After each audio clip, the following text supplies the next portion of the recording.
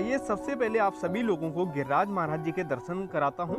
ये गिरिराज महाराज जी के दर्शन है और बहुत ही भव्य दर्शन हो रहे हैं। भीड़ कम है इसलिए आप स्वच्छता से दर्शन कर पा रहे हैं। यदि आप गिरिराज महाराज जी का भोग लगाना चाहते हैं तो दुग्ध का यहाँ पर आप भोग लगा सकते हैं। गिरिराज महाराज जी को दूध का भोग लगाया जाता है। मंदिर में अंदर श्री ठाकुर जी महाराज और श्री राधा रानी जी के बहुत ही भव्य दर्शन होते हैं।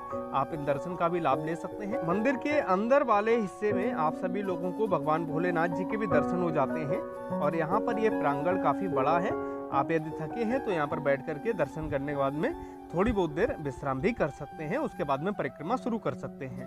दर्शन करने के बाद में आप आ जाइए सीधा बड़ी परिक्रमा में और ये बड़ी परिक्रमा 11 किलोमीटर की है। दान घाटी मंदिर से ही शुरुआत हो जाती है। आन्य और जतीपुरा पुछरी को लौटा होते हुए ये परिक्रमा आपकी जाती है राधा कुंड की तरफ और कुसुम सरोवर और उसके बाद में आपकी मानसी गंगा होते हुए आप वापस दान घाटी मंदिर पर अपनी परिक्रमा को समाप्त कर सकते हैं। गिरिराज महाराज जी की परिक्रमा देते हुए मुझे एक बहुत ही अद्भुत संत मिले हैं और आप देख सकते हैं 108 की ये दंडवत परिक्रमा कर रहे हैं। परिक्रमा कई तरीके की होती है लेकिन सबसे कठिन परिक्रमा 108 की मानी जाती है क्योंकि इसमें 108 बार आप उठ करके बैठते हैं, लेटते हैं और दंडवत प्रणाम करते हैं गिरिराज महाराज जी को। उसके बाद में आप एक कदम आगे चलेंगे। आइए महाराज जी से पूछते हैं परिक्रमा इनकी कब तक पूरी होगी। तो आइए गाइज बात करते हैं महाराज जी से कि महाराज जी की परिक्रमा कब से लग रही है। महाराज जी राधे राधे। महाराज जी थोड़ा सा टाइम देंगे क्या मुझे भी।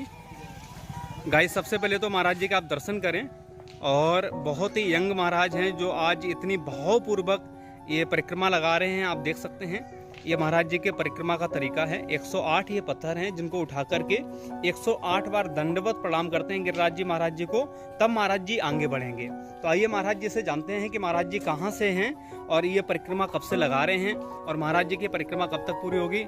महाराज जी बताइए जरा कहाँ से हैं आप, कब से परिक्रमा लगा रहे हैं। जय श्री राधे सभी भक्तों को।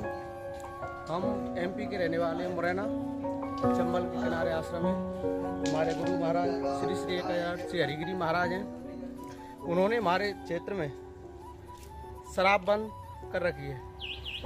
कई जिलों में कम से कम 35-40 जिले हैं, उन्होंने शराब मुक्त है हमारा क्षेत्र और हम भी उसी लक्ष्य को लेके यहाँ यात्रा पर निकले हुए दंडवती 108 गिरिराज जी की। और गिरिराज जी महाराज और राधा रानी और गुरु महाराज से यही प्रार्थना करते हैं कि शराब मुक्त देश और समाज होए जिससे और शिक्षा की ओर बढ़े। हमारी यात्रा कुसुम सरोवर से स्टार्ट की है और लगभग 6-7 किलोमीटर हो चुकी है। अभी लगभग 8-7-8 महीने लगेंगे। गिरिराज जी महाराज और राधा रानी की कामना करते हैं तो गुरु महाराज से प्रार्थना करते हैं कि हमारे क्षेत्र में जैसे शराबबंदी हो चुकी है ऐसे ही यहाँ भी शराब पे लोग विचार विमर्श करें और शराब से बचें और शिक्षा की ओर बढ़े। यही कामना है गुरु महाराज से। महाराज जी मैंने ये सुना है बहुत सारे लोग इस परिक्रमा को सालों में लगाते हैं, आपकी 1 साल में कैसे पूरी हो जाएगी ये। मेरे लोग क्या है कि एक टाइम देते हैं। अच्छा, हम सुबह और शाम दोनों टाइम लगे हुए हैं। 20-25 माला करते हैं लोग जी। 8-10 माला करके चले जाते हैं। हम 25 और चाहे वर्षा हो या धूप हो, अच्छा, हम अपनी यात्रा निरंतर चालू रखते हैं।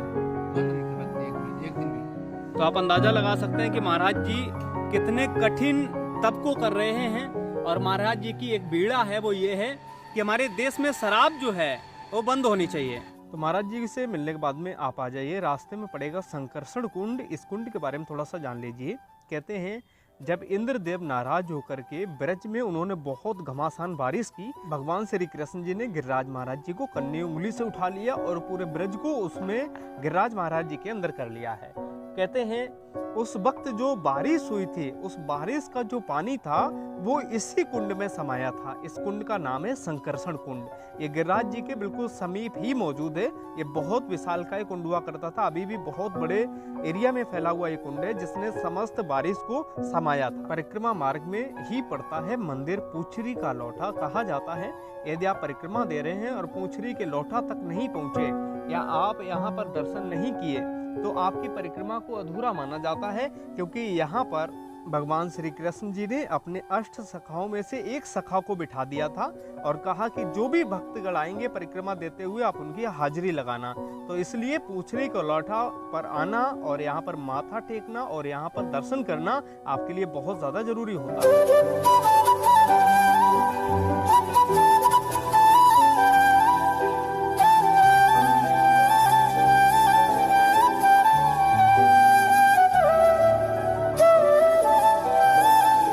पूछरी का लोटा के दर्शन करने के बाद में आप परिक्रमा मार्ग में आगे चलिए और जब आप आगे चलेंगे तब आप पहुंचेंगे गिरिराज जी के मुखार बिंदु पर। ये दर्शन गिरिराज महाराज जी के मुखार बिंदु के हैं। आप यहाँ मुखार बिंदु पर भगवान श्री गिरिराज महाराज जी को दूध का भोग लगा सकते हैं और कहा जाता है गिरिराज महाराज जी को दूध का भोग लगाने से आपको बहुत बड़े फल की प्राप्ति होती है, क्योंकि गिरिराज महाराज जी का ये कहना था दूधो नहाओ पूतो फलो। यदि आप मुझे दूध से नहलवाते हैं तो आपके घर में पुत्र की प्राप्ति तो होगी, संतान की प्राप्ति तो होगी, लेकिन संपत्ति की भी प्राप्ति होती है। इसलिए गिरिराज महाराज जी को दूध का भोग जरूर लगाना चाहिए। प्राचीन समय में लोगों का ऐसा भी मानना है कि गिरिराज महाराज जी आन्योर गांव के लोगों से दूध दही मांग करके भी खा लेते थे। आ नरो दूध लाओ, आ नरो पट्ठा लाओ, छाछ लाओ, इस तरीके से। इसलिए इस जगह पे तब से दूध का भोग लगाया जाता है। यहाँ पर ऊपर गिरिराज जी महाराज जी को भगवान श्री कृष्ण जी कन्या उंगली से उठाते हुए की प्रतिमा भी है। गिरिराज मुखार बिंदु से थोड़ा सा आगे ये परिक्रमा मार्ग से अलग हटकर के जगह है श्रीनाथ जी का मंदिर। यहाँ पर आपको जरूर आना चाहिए। इसलिए आना चाहिए क्योंकि इस जगह पर आपको 3 दर्शन एक साथ में होते हैं। नंबर 1 आपको श्रीनाथ भगवान जी के दर्शन होते हैं। नंबर 2 श्री राधा रानी जी ने एक शिला से सिंदूर निकाल करके अपनी मांग को भरा था। नंबर 3 आपको यहाँ पर सुरभि गाय के पैर के निशान के दर्शन होते हैं। जब वो हमारे ठाकुर जी महाराज जी को दूध पिलाने के लिए आया करती थी आन्योर गांव से, उसके भी निशान है। तो तीनों दर्शन आज मैं आपको कराऊंगा अपने इस वीडियो। बताइए भैया क्या नाम है आपका? राधे राधे, मेरा नाम कन्हैया है। जी कन्हैया भाई, ये जो गिरिराज जी के ऊपर चढ़ रहे हैं, ये लोगों पैर छूते हैं, ये हमारा दादा है। दादा परदादा हमारा बाप है। ये बाप की गोदी में जाने के लिए कोई वो नहीं होता है, इसके लिए सब अलाउ है। लेकिन लोग यहाँ पे आए गंदगी करते हैं, उनके लिए अलाउ नहीं है। और ये वर्ल्ड का सबसे पहला मंदिर श्रीनाथ जी का। ये मंदिर ऊपर है? हाँ जी। अच्छा। ठाकुर सोने के लिए आते हैं नाथद्वारा राजस्थान मेवाड़ से। गाइज मैं दिखाता हूँ आप सभी लोगों को सिंदूरी शिला, और ये भैया हमें बताएंगे यहाँ की सिंदूरी शिला के बारे में। जी भैया बताइए क्या स्टोरी है ये शिला की? ये सिंदूरी शिला सर्द की पहली पूनो आती है, जिसको सर्द की पूनो बोलते हैं। वो टाइम पे महाराज हुआ था, 6 महीने की व्रत बनाई थी। तो राधा रानी 16 श्रृंगार करके आई थी। जिस औरत की मांग में सिंदूर ना हो, माथे पे टीका ना हो, उसका सारा श्रृंगार फीका होता है, कितना भी सुंदर श्रृंगार हो। तो भाई राधा रानी ने ठाकुर से पूछा कि मेरे श्रृंगार में कोई कमी तो नहीं। ठाकुर ने कहा तेरा सारा श्रृंगार फीका है। राधा रानी ने कहा कि मेरे श्रृंगार में क्या कमी रहेगी कि मैं 16 श्रृंगार करके आई हूँ। ठाकुर ने कहा मांग में सिंदूर नहीं है, माथे पर टीका नहीं है, तो सारा श्रृंगार फीका है। तो उन्होंने कहा वर्षा में जाऊँ तो रात का समय निकल जाएगा। तो ठाकुर जी ने कहा गिरिराज पर्वत के ऊपर जाओ, जिस शिला में कृष्ण कृष्ण कह के उंगली घिसोगे उस शिला में सिंदूर प्रकट होगा। तो काफ़ी सारे गोपियों ने भी कहा, किसी का झुमका नहीं था, किसी की एक आँख में काजल था, एक में। तो काफ़ी गोपियों ने भी आके यहाँ पे बहुत कुछ मांगा था गिरिराज जी से। तो यहाँ पे रगड़ते हैं।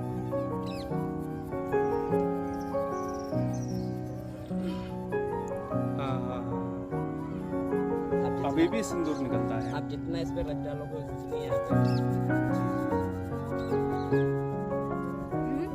ये ना बहुत ही अद्भुत शिला है गाइज, आप देख सकते हैं। ये महाराज जी ने मुझे दर्शन कराया है। ये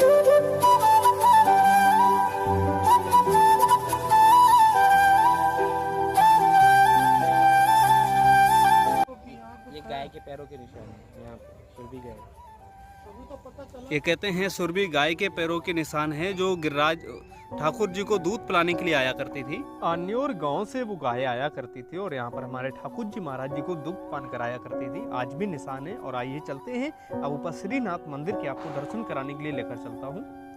मैं आ गया हूँ मंदिर के ठीक ऊपर की तरफ और यहाँ पर आपको श्रीनाथ भगवान जी के दर्शन होते हैं। लेफ्ट हैंड पे आपको गांव आन्योर पड़ेगा और राइट हैंड पे आपको गांव पड़ेगा जतीपुर। यहाँ पर श्रीनाथ जी की कमल चौकी है, इसकी परिक्रमा 7 बार जरूर लगाएं और बहुत बड़ा पुण्य फल आपको यहाँ पर मिलता है।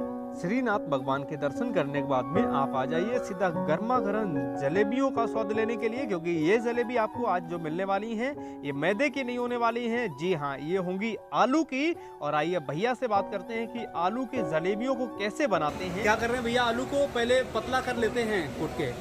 अच्छा, और फिर इसी से बनाते हैं जलेबी। इसमें आलू डालते हैं, दूध डालते हैं, दही डालते हैं, आलू और दूध और दही डाल करके ये बनाते हैं। अच्छा, फिर इसको बनाते हैं और ये चाशनी में डुबो करके आप तैयार करके रखते हैं।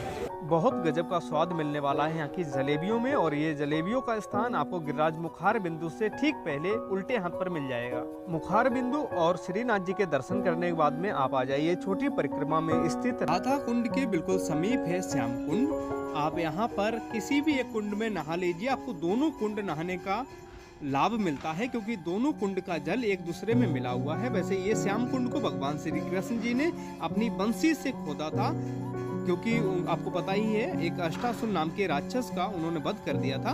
उससे पाप की मुक्ति पाने के लिए भगवान श्री कृष्ण जी ने इसी जगह पर स्नान किया था।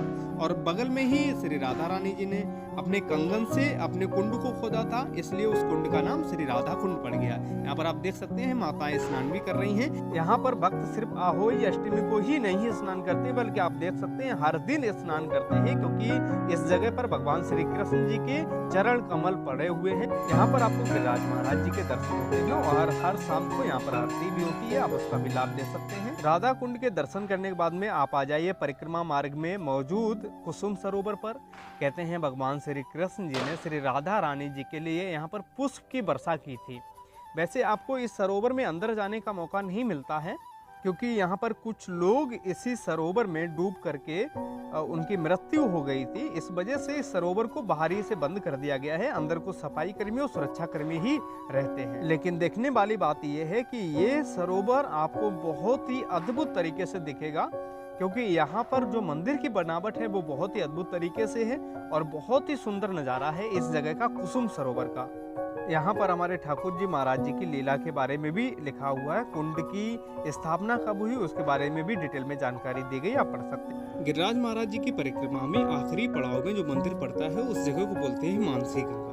मैं मानसी गंगा के अंदर आप सभी लोगों को लेकर चलता हूँ और मंदिर के दर्शन कराता हूँ। मानसी गंगा कहते हैं भगवान श्री कृष्ण जी के मन से प्रकट की हुई ये गंगा जी हैं, जिनका स्नान करने से आपको बहुत बड़े पुण्य की प्राप्ति होती है। कहते हैं भगवान श्री कृष्ण जी ने बछड़े को मारने के बाद में, बछड़ा मतलब राक्षस दैत्य को मारने के बाद में उन्होंने इस गंगा जी को प्रकट किया था, क्योंकि ग्वाल बाल ये बोले थे कि भगवान कान्हा आपको बछड़े मारने का दोष लगा हुआ है, पाप लगा हुआ है, अर्थात आपको गंगा स्नान करना चाहिए।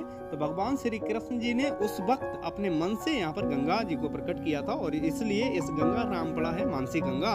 और यहाँ पर अभी मैं आपको अंदर भी दर्शन कराऊंगा। आप देख सकते हैं कितने अद्भुत तरीके से मानसी गंगा जी को सजाया गया है। और आइए अब मैं आपको अंदर लेकर चलता हूँ दर्शन कराने के लिए। यहाँ पर गाय माता की प्रतिमा बनाई गई है, जो गाय माता गिरिराज महाराज जी पर ठाकुर जी महाराज जी को दूध पिलाने के लिए आया करती थी। आप देख सकते हैं बहुत ही सुंदर प्रतिमा बनाई गई है। यदि आप चाहते हैं कि आपके पाप मुक्त हो जाएं आप, तो भगवान श्री कृष्ण जी स्वयं इस गंगा से नहा करके बछड़े के पाप से मुक्त हो गए। आप भी स्नान कर सकते हैं। बहुत बड़ा फल, बहुत बड़ा पुण्य आपको यहाँ पर स्नान करने से मिलता है। स्नान करने की बखूबी तरीके से पूरी व्यवस्था बना करके रखी गई है। यदि आप यहाँ पर भोग लगाना चाहते हैं गिरिराज महाराज जी को, तो दूध और नारियल का भोग यहाँ पर लगाया जाता है। आप भी नारियल और दूध का भोग भगवान गिरिराज महाराज जी को लगा सकते हैं। हर शाम को यहाँ पर आरती होती है, आप आरती का भी लाभ ले सकते हैं। ये सबसे पहले आप अंदर दर्शन करें हमारे गिरिराज महाराज जी के।